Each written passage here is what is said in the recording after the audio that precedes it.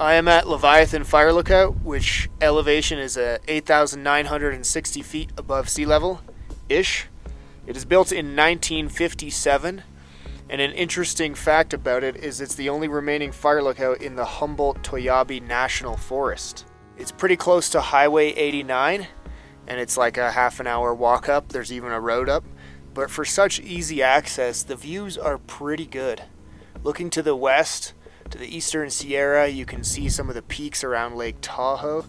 To the southeast, I'm looking at the Sweetwater Mountains, which had a nice fresh white coating of snow last night. I came from Bridgeport, so there's lots of nice snow-capped peaks to the south around Bridgeport. Yeah, for an easy, quick little jaunt. Leviathan is an epic name.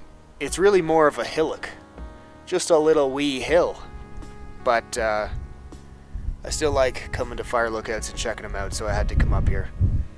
And any other interesting bits of information about it? The viewing cab is 15 by 15 on top of a concrete block structure. Unfortunately, it's all boarded up. I can't get a look inside. But, you know, I've seen my fair share of fire lookouts, and they all get pretty similar after a while.